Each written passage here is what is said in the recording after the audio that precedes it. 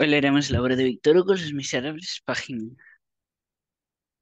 536. Y con un movimiento de hombros adorable y cierto aire exquisito de desquite, fijó los ojos en Mario. Hubo como un relámpago entre aquellos dos seres. Poco importa que no estuviesen solos. Te amo, dijo Mario. Te adoro, exclamó Cosette. Y y sin serles dable resistir, se abrazaron estrechamente.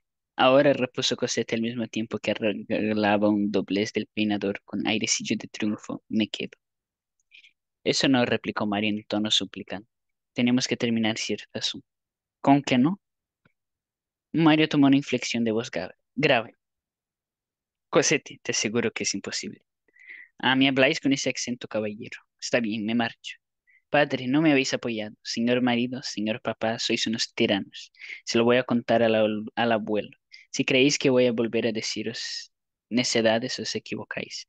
Aquí donde me veis tengo mi poquito de orgullo. Os espero. Ya os convenceréis de que sin mí vais a fastidiaros. Me marcho y hago perfectamente.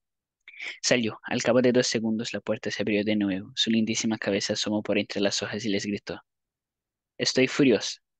La puerta se volvió a cerrar y se quedó otra vez en tinieblas.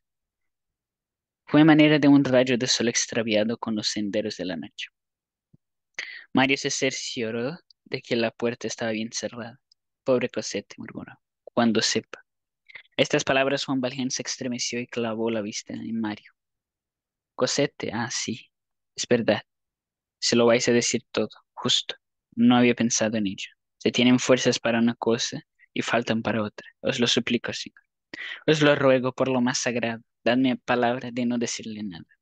No basta que vos lo sepáis. Nadie me ha obligado a delatarme. Lo he hecho de buen grado. Me delataría el universo.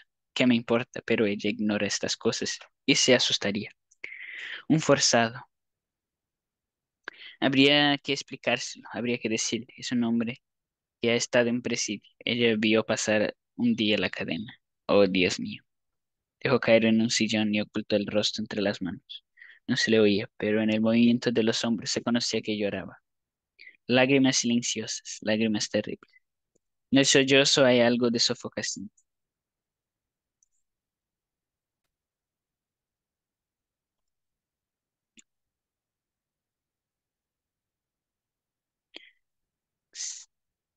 En el sollozo hay algo de sofocación. Con un movimiento convulsivo se respaldó en el sillón, como para respirar.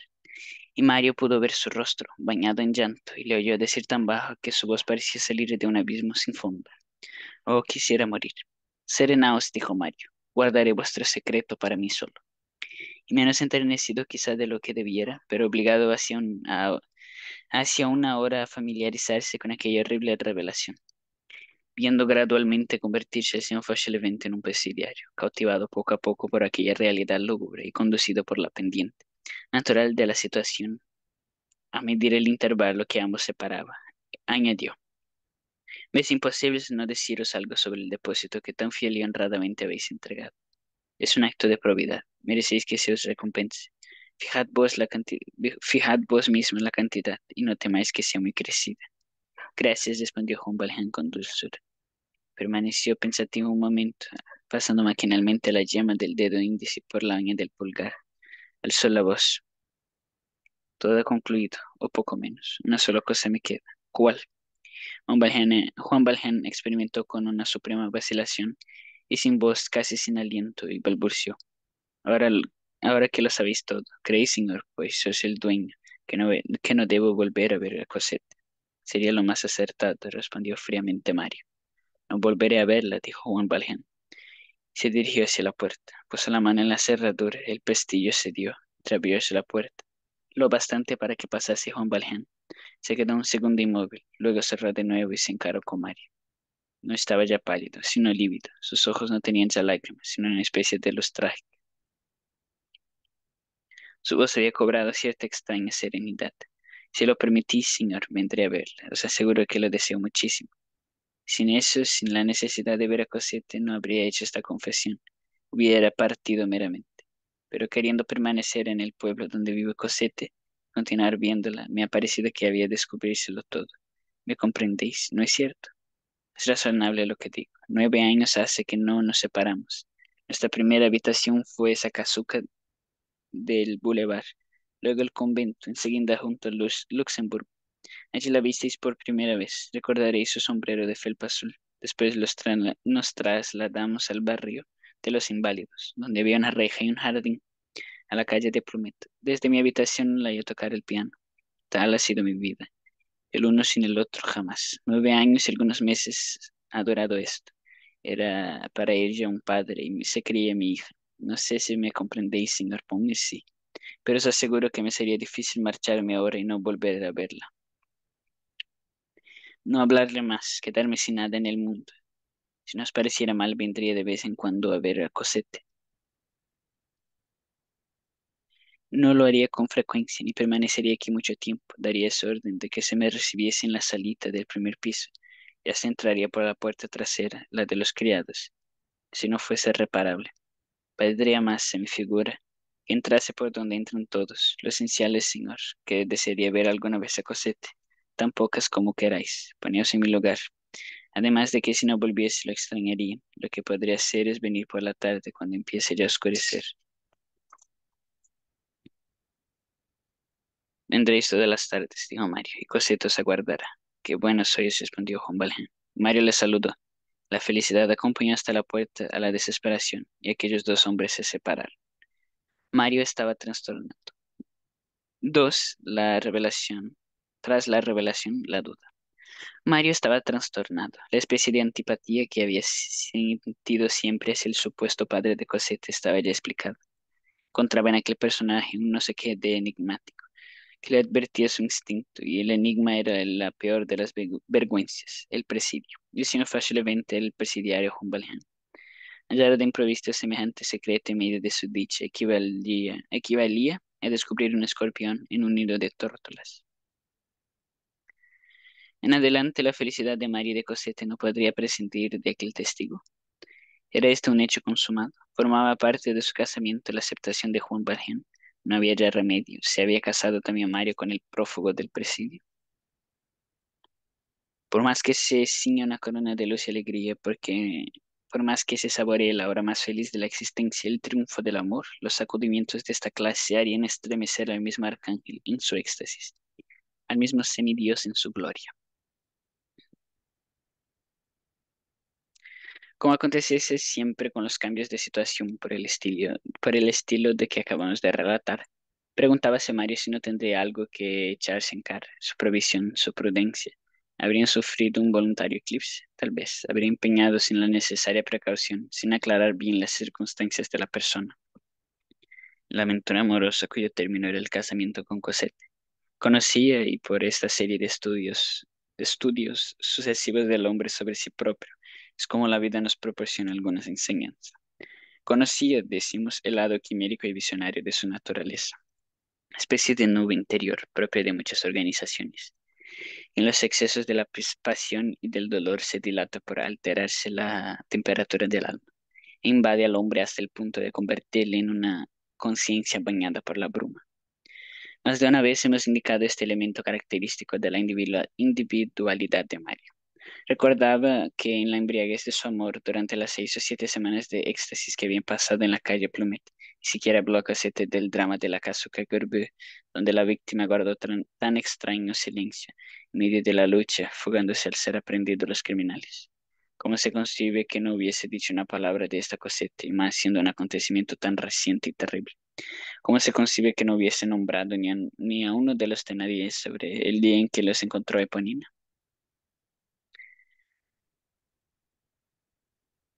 Trabajo le costaba explicarse ahora el silencio de entonces. Explicábaselo, sin embargo, recordando su aturdimiento, su embriaguez al lado de Cosette, el amor absorbiéndolo todo, aquel arrombamiento mutuo en lo ideal, y quizá también como la cantidad imperceptible de razón mezclada con aquel estado violento, aunque agradable al alma. Un vago y sordo instinto de ocultar y de abolir en su memoria la horrible aventura cuyo contacto temía, en que le repugnaba representar ningún papel, del cual no podía ser cronista ni testigo, ni ser al mismo tiempo acusador. Por otra parte, aquellas pocas semanas habrían pasado como un relámpago, sin dejarle espacio más que para amarse. En fin, pasado y analizado todo, resultaba que aun en el caso de haber referido la acechanza de la casuca de Gorbio a Cosette, de nombrar a los Thénardier y hasta de haber descubierto que Juan Valjean era un presidiario, hubiera bastado esto para que él cambiase, para que cambiase Cosette. Hubiera él retrocedido, le hubiera adorado menos, hubiera desistido del casamiento. No, nada tenía pues que sentir ni echarse en cara. Hay un Dios para esos beodos que se llaman los enamorados. Mario había seguido ciego el camino en que le hubiera elegido con la vista clara. El amor le había vendado los ojos para conducirle. ¿A dónde? Al paraíso. Pero aquel paraíso debía ir rodeado desde entonces de un resplandor infernal. La antipatía de Mario hacia el señor Fauchelevent, transformada en Juan Valjean, mezclábase ahora con las ideas terribles, entre las cuales, justo es decirlo, había algo de lástima y hasta de sorpresa. Ladrón y ladrón reincidente había restituido un depósito. ¿Y qué depósito? 600.000 francos, de lo que solo él tenía noticia, y que pudo muy bien guardarse. Había hecho todo lo contrario. Además era delator de sí mismo. ¿Quién lo obligaba a delatarse? Si se sabía su verdadero nombre es porque él le había dicho. Con aquella confesión Juan Valjean aceptaba no únicamente la humillación, sino también el peligro. Para el condenado la máscara no es la máscara, es un abrigo. Un nombre falso es la seguridad y él había renunciado al que encubría. Podría, siendo presidiario, ocultarse para siempre en el seno de una familia honrada y habría resistido a esta tentación. ¿Y por qué? Por escrúpulo de conciencia. Sus palabras explicativas tenían el irresistible acento de la realidad. En suma, quien quiera que fuese aquel hombre, incontestablemente se le debía considerar como una conciencia que se despertaba. Había en él cierta misteriosa rehabilitación, aun en sus principios. Y según todas las apariencias, hacía mucho tiempo que el crepúsculo dominaba en el alma. Tales accesos de lo justo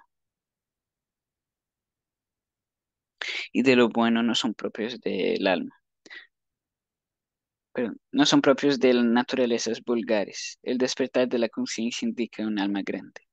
Juan Valjean era sincero, esta sinceridad visible, palpable, irrefragable y aún evidente por el dolor que le causaba, hacía inútiles